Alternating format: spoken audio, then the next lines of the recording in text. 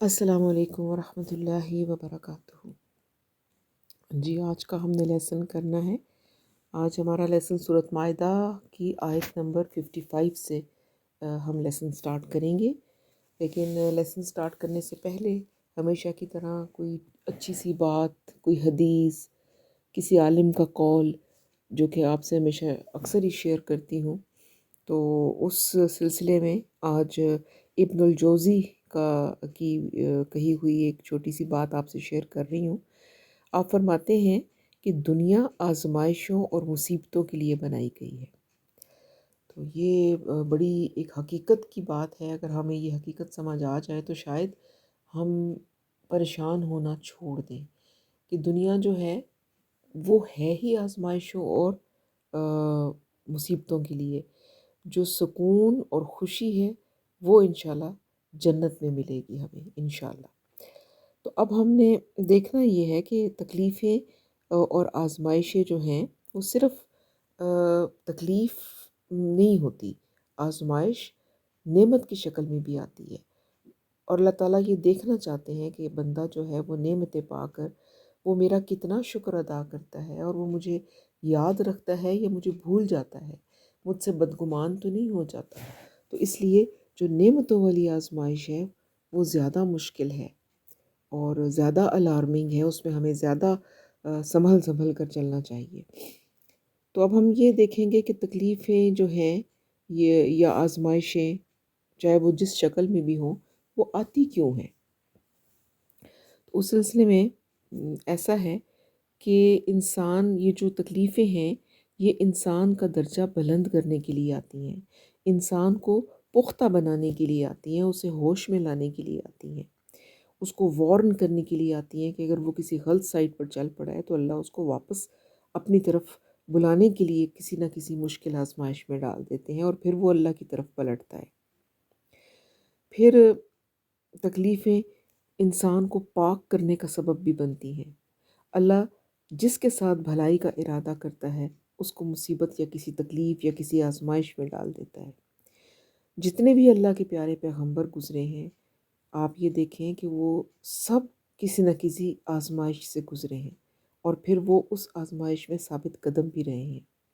آدم علیہ السلام، ان کا امتحان ہوا تھا، ان سے جنت کا لباس اتروا لیا گیا اور جنت سے ان کو نکال دیا گیا تھا۔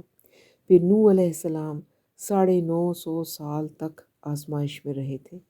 موسیٰ علیہ السلام، ان پر کتنی آزمائشیں آئیں، ہم یہ ان کے بارے میں پڑھ چکے ہیں سورۃ بقرہ میں کافی ڈیٹیل میں۔ پھر یعقوب علیہ السلام کی آزمائش وہ کیا تھی؟ ان کا سب سے زیادہ جس بیٹے سے وہ پیار کرتے تھے، یوسف علیہ السلام، وہی ان سے جدا کر دیے گئے۔ 40 سال تک وہ ان سے نہیں مل سکے، لیکن کیا تھا کہ وہ نا امید نہیں ہوئے۔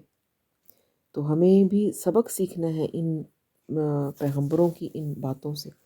پھر یوسف علیہ السلام کی آزمائش کیا تھی کہ پہلے بھائیوں نے کنویں میں ڈال دیا، پھر وہ بک گئے، پھر عورت کی آزمائش آئی، پھر جیل میں تقریباً 9 سال رہے، اور ساری زندگی کا امتحان کہ اس آس پاس کوئی مسلمان نہیں تھا، یعنی یہ جو ساری زندگی کا ان کا امتحان ہو رہا تھا تو ان کے پاس کوئی بھی مسلمان موجود نہیں تھا۔ پھر ایوب علیہ السلام کو ایک طویل عرصے تک بیماری دی گئی، اور ان کے اس بیماری میں سارے قریبی لوگ ان کو چھوڑ کر چلے گئے، اولاد بھی فوت ہو گئی، مال چلا گیا، صرف بیوی ہی تھی جو کھانا دیا کرتی تھی۔ تو ان کے بارے میں قرآن میں اللہ تعالیٰ فرماتے ہیں کہ ہم نے ان کو صابر پایا۔ پھر حضرت مریم کی آزمائش کو دیکھیں کہ وہ اتنی تکلیف میں تھیں، اور ساتھ صرف تکلیف ہی نہیں، ایک پریشانی بھی تھی کہ قوم کو جا کر کیا بتائیں گی۔ سوچے تو صحیح کہ اس طرح کی سچویشن ہو تو انسان کیسے اس کو فیس کرے، لیکن وہ بھی ثابت قدم رہیں۔ پھر حضرت آسیہ کی آزمائش کہ فرعون ان پر اتنی سختی کیا کرتا تھا، ان کے ہاتھوں میں کیل ٹھکوا دیے گئے تھے، اور وہ دعا کرتی تھیں کہ مجھے اس سے نجات دے دے، لیکن ثابت قدم رہیں، اپنا جو ان دین تھا اس سے نہیں پھریں۔ پھر یونس علیہ السلام، مچھلی کے پیٹ میں اندھیروں پہ اندھیرا، اتنی خوفناک جگہ تھی، تو انہوں نے بھی اللہ کو بلیم نہیں کیا بلکہ اپنی غلطی مانی، اپنے آپ کو قصوروار ٹھہرایا۔ تو یہاں سے ہمیں پتہ کیا چلا کہ اللہ سے گمان اچھا رکھنا ہے، شیطان کو اپنے اوپر حاوی نہیں ہونے دینا، کیونکہ شیطان ایسی مشکل کے حالات میں انسان کو اللہ سے بدگمان کرتا ہے۔ شیطان ایمان کا چور ہے،